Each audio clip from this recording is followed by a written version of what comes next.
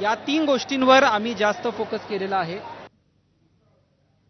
आणि आताची सगळ्यात मोठी बातमी येते, राम मंदिर ट्रस्टचे अध्यक्ष अनिल मिश्र आणि चंपत राय यांनी राजीनामा दिलेला आहे। नैतिक जबाबदारी स्वीकारून राजीनामा दिलेला आहे। राम मंदिर ट्रस्ट दानपेटी घोटाळा प्रकरणी चंपत राय यांच्यावर विरोधकांनी काही गंभीर सवाल उपस्थित केलेले होते, आरोप केलेले होते। आतापर्यंत एसआयटीच्या चौकशीमध्ये किंवा जे गुन्हे दाखल झाले त्यामध्ये चंपत राय यांचं नाव आलेलं नाही। मात्र नैतिक जबाबदारी स्वीकारून या दोघांनी राजीनामा सादर केलाय। सोमेश कोलगे आपल्या सोबत आहे। सोमेश, अखेर या दोघांनी राजीनामा दिलाय। निश्चितच अनिल मिश्र अध्यक्ष जे आहेत राम जन्मभूमी तीर्थक्षेत्र विश्वस्त मंडळाचे आणि चंपत राय महासचिव या दोघांनी राजीनामा दिलेला आहे।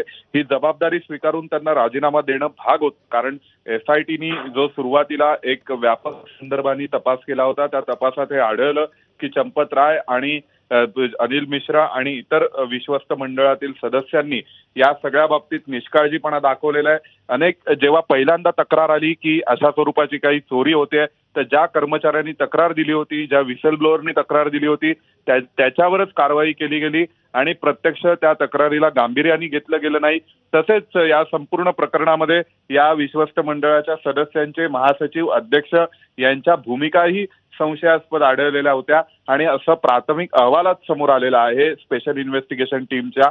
त्या स्पेशल इन्व्हेस्टिगेशन टीमच्या अहवालाच्या आधारावर एफआयआर लिहिला गेला आणि त्या एफआयआर लिहिल्यानंतर उत्तर प्रदेश पोलिसांनी आतापर्यंत 8 आरोपींना अटक केलेली आहे। त्यामुळे आता या संपूर्ण प्रकरणामध्ये निष्पक्ष तपास होण्यासाठी आणि व्यवस्थित फेअर इन्व्हेस्टिगेशनसाठी या दोन्ही लोकांनी राजीनामा देणं आवश्यक होतं आणि त्यानुसार त्यांचा राजीनामा घेतला गेल्याचं कळतंय। प्रत्यक्ष या सगळ्यामध्ये राम जन्मभूमी तीर्थक्षेत्र आणि त्याच्याशी संबंधित इतर संघटनांनीही दबाव टाकून चंपत राय यांच्यावरती ही कारवाई केली गेलेली आहे का, हा देखील एक प्रश्न आहे। कारण चंपत राय यांनी खरं तर स्वतःहूनच राजीनामा द्यायला पाहिजे होता ज्यावेळी हे आरोप झाले, परंतु त्यांनी राजीनामा दिला नाही। एफआयआर झाला, 8 जणांना अटक झाली, त्यांच्यावरती ताशेरे ओढण्यात आले एसआयटीच्या अहवालामध्ये आणि त्यानंतर आता त्यांनी राजीनामा देण्याचा निर्णय घेतलेला आहे किंवा त्यांच्याकडून हा राजीनामा घेतलेला आहे असं आपण म्हणू शकतो। आता 8 आरोपींना जे अटक केली आहे त्यांच्या जबानीतून, त्यांच्या साक्षी पुराव्यातून जे पुढे तपशील येतील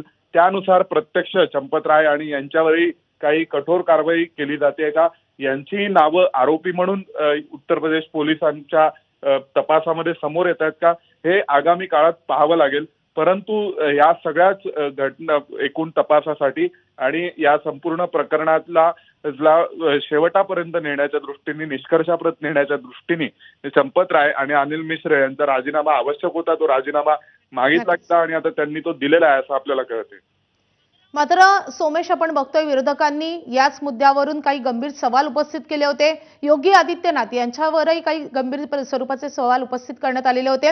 आता जेव्हा राम मंदिर ट्रस्टच्या अध्यक्षांची किंवा महासचिव असलेल्या चंपत राय यांचा राजीनामा घेतला जातो, ही किती मोठी नामुष्की असणार आहे योगी यांच्यासाठी आणि एकूणच भाजपसाठी?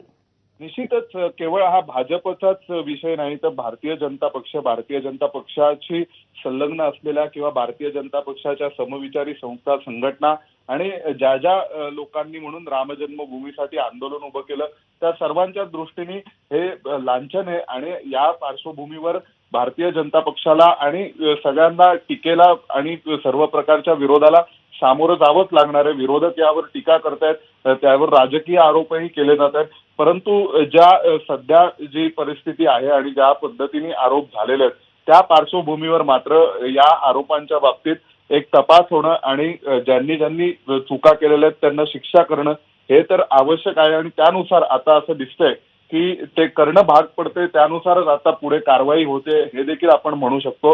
आणि भाजपच्या दृष्टीने, उत्तर प्रदेशच्या सरकारच्या दृष्टीने, योगी आदित्यनाथ यांच्या स्वतःच्या प्रतिमेच्या दृष्टीने देखील ही सगळ्या घडामोडी या आव्हानात्मक आहेत आणि या आव्हानांना भारतीय जनता पक्ष यांच्या सर्व सोबत असलेल्या समविचारी संघटना कसं सामोरं जातात हे पाहणं आगामी काळामध्ये औत्सुक्याचं ठरणार आहे।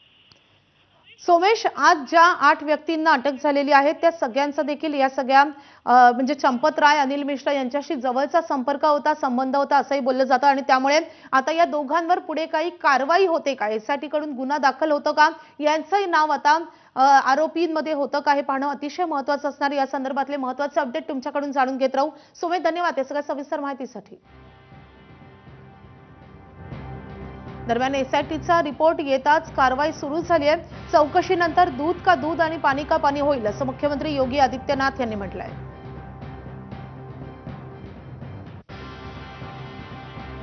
सरकार की जो मंशा है, सरकार ने पहले दिन कहा कि दूध का दूध और पानी का पानी सबके सामने आएगा, लेकिन मैं फिर से अपील करूंगा, राम भक्तों की अग्नि परीक्षा मत लो.